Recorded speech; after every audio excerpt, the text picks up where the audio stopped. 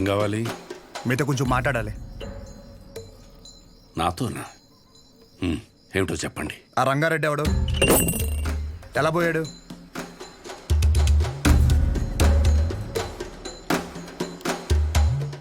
నువ్వు medical shop విశ్వం కొడుకు కదూ? అవునండి. చెప్పండి, ఎలా పోయాడు?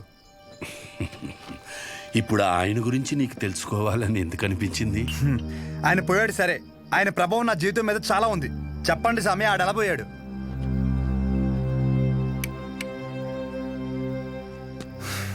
ఇంత పని అవద్దు కానీ డైరెక్ట్గా మరి కొడుక్కి ఫోన్ కొడదాం. ఒక్క నిమిషం. వాళ్ళ అబ్బాయి నీకు తెలుసా? తెలుసు.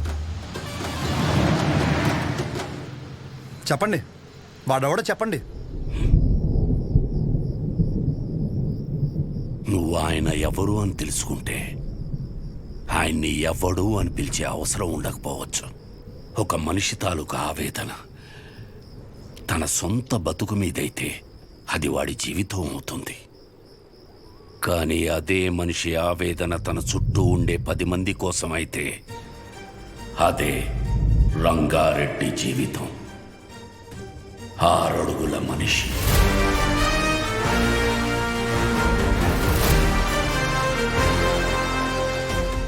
పదునైన చూపు. తప్పు చేస్తే ఎదుటోడు ఎంత తోడైనా సరే ఎదురెళ్లే మనిషి. 10 మంది బాగు కోసం బతికిన మనిషి. ఎవరికి ఏ చిన్న కష్టం వచ్చినా ప్రతి ఒక్కరి అడుగు రంగారెడ్డి ఇంటి వైపే ఉండేది. కానీ ఆ రోజు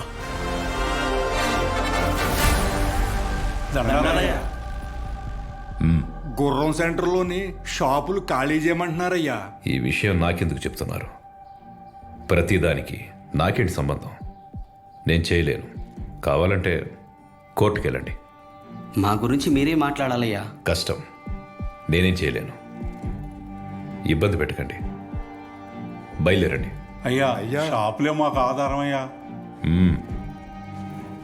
అయ్యగారిని నమ్ముకుని వచ్చాం కదరా. కోర్టుకి లెటర్ పెట్టుకోవాలా? ఇది మనకు తెలీదా? ఈ మాత్రం దానికి షాపులు కట్టేసి వచ్చాం. రంగా, అనుక్షణం నువ్వు వాళ్ళ గురించే ఆలోచిస్తావు. అలాంటిది వాళ్ళు తిట్టి పంపించేశావు. ఏమైంది నీకు?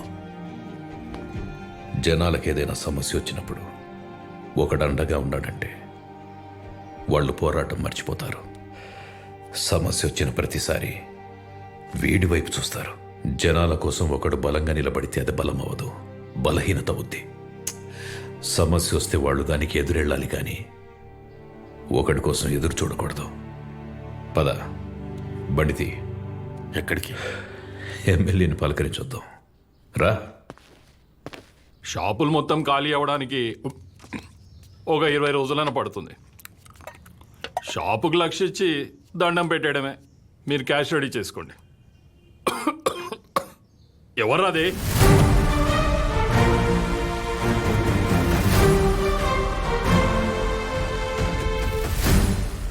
ఏంటి గురు, నువ్వు ఈ పొగని తట్టుకోలేకపోతున్నావు? కానీ నువ్వు ఊరి మధ్యలో ఫ్యాక్టరీ పెడితే రోజు జనం ఆ పొగని ఎలా తట్టుకుంటారు? రంగారెడ్డి, దయచేసి నువ్వు దీంట్లో తలదూర్చుకో. నీకేం కావాలో తీసుకో. నోలే. కావాలంటే జెడ్పీ చైర్మన్ కుర్చీ తీసుకో.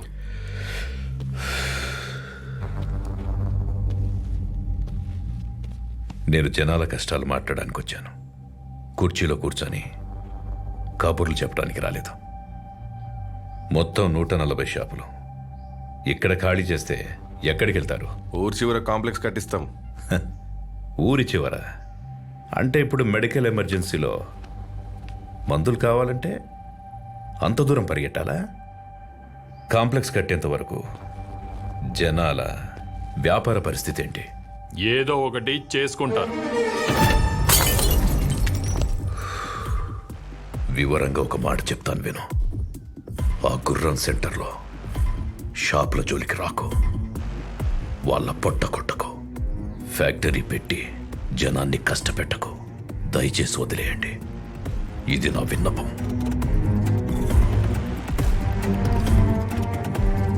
రంగారెడ్డి, నీకు కుర్చీ విలువ తెలియదు. సముద్రం ముందు కాళ్ళు పెట్టి సముద్రం నా కాళ్ళు పట్టుకుందని సంబరపడ్డావనుకో, ఒక పోటులా వచ్చి మొత్తం పట్టుకెళ్ళిపోద్ది. నేనేదో కాళ్ల బేరానికి వచ్చానని ముందడుగు వేసావనుకో, మొహమాటం లేకుండా చంపేస్తా. చూడు గురు, నాకు బెదిరించడం రాదు, బెదిరించడానికి రాలేదు, నిజం మాట్లాడా అంతే.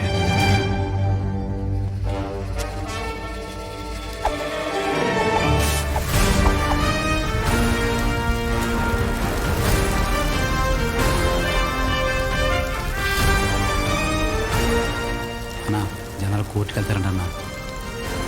అన్నా జనాలందరూ కోర్టుకు వెళ్తారంట. ఫ్యాక్టరీ ప్లాన్ లేదని జనాలకు చెప్పే అన్న.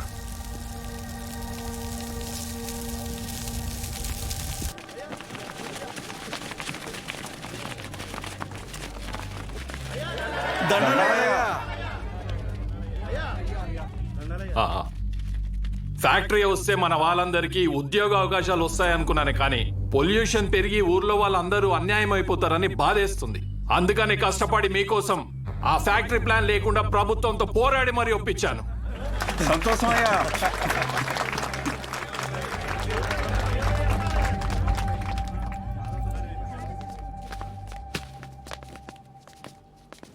25 కోట్లు కమిషన్ ఇస్తానన్నాడ్రా. 4 ఎలక్షన్లకి సరిపడే డబ్బు. ఈ నా కొడుకు ఊర్లో ఉంటే ప్రతి దాంట్లో ఏలు పెడుతూనే ఉంటాడు. వీడి చేసేది స్లోగా జనాలకు తెలిస్తే ఆపడం కష్టం. ఏదో ఒకటి చేసి వీడిని ఆపాలి. సరే అన్న. వాణ్ణి ఏదో ఒకటి చేశాక అప్పుడు తిప్పు. అప్పటి వరకు మీస మీద చెయ్యేస్తే నరికేస్తా. ఈ ఆనందంలో అమ్మవారికి నైవేద్యం పెట్టుకుంటున్నాం, మీరు తప్పకుండా రావాలయ్యా. తప్పకుండా. సంతోషం అయ్యా. నమస్తే నమస్తే అయ్యా. Happy birthday to you. Happy birthday. మీ నాన్నగారు నీకేం గిఫ్ట్ తీసుకొచ్చారు చూడు. అరే అరే, రేపు పొద్దున్న తొక్కుంటుంది కానీ రా.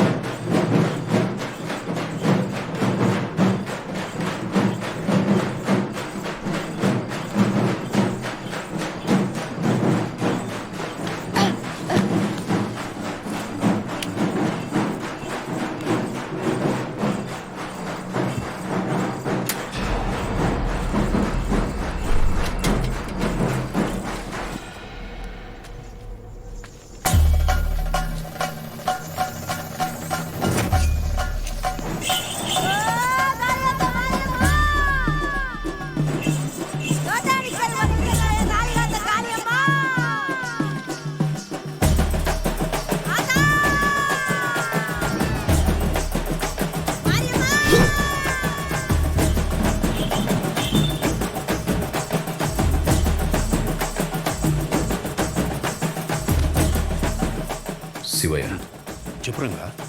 మీరు వెళ్ళండి, నేను వస్తాను. సహజం తీసుకెళ్ళు. ఏమైంది? వెళ్ళు. అలాగే సజా, మన ఇంటికి వెళ్దాం. తాతయ్య వచ్చేస్తా.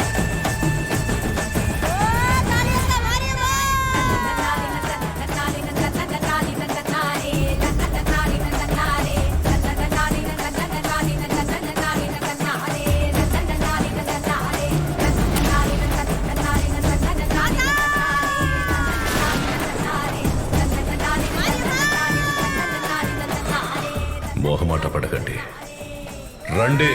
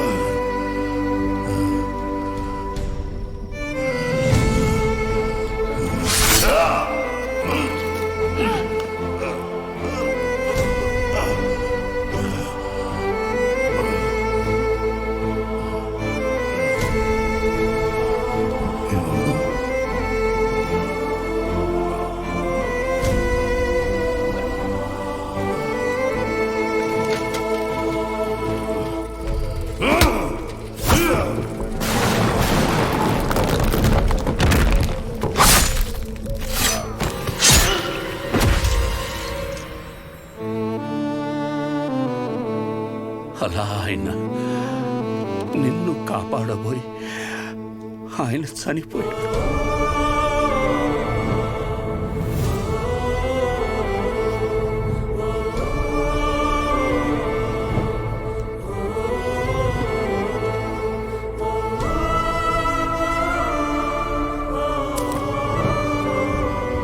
ఈ ఊరి జనాలు వాళ్ళ జీవితాల్లో వెలుగు నింపాలనుకున్న మనిషి అస్తమిస్తే అంతవరకు ఆయన చేసిన మంచినంతా మర్చిపోయి అతని చావుని మాత్రం రంగబలిగా గుర్తుపెట్టుకున్నారు.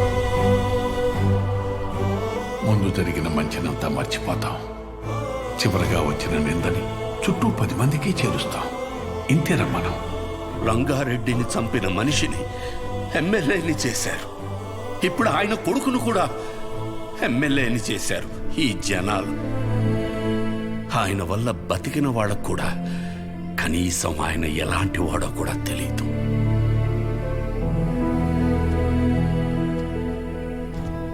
ఆయన ఏ పని చేసినా 10 మందికి ఉపయోగపడాలనుకుని చేసిందే కానీ 10 మందికి తెలియాలని ఎప్పుడూ చేయలేదు.